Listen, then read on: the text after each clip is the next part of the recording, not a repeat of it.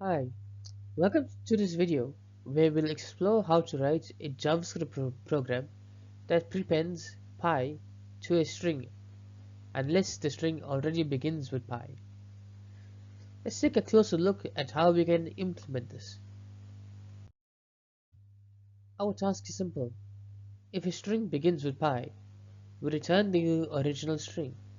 If not, we prepend pi to the beginning. This logic can be handy in scenarios where you need to standardize strings. Here's the code.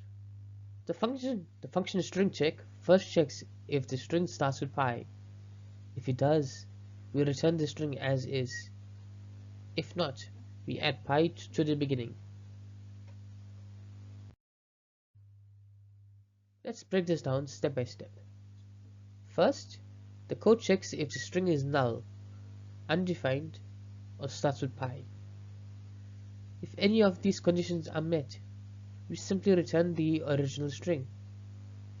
If not, we concatenate pi to the beginning and return the new string. In this example, the string Python already starts with pi, so the function returns the string as is, with no modifications. In the second example, string ton does not start with pi, so the function prepends pi, returning the string Python. Here is a more concise version of the function using ES6 arrow functions and a ternary operator. The logic remains the same, but the syntax is more streamlined.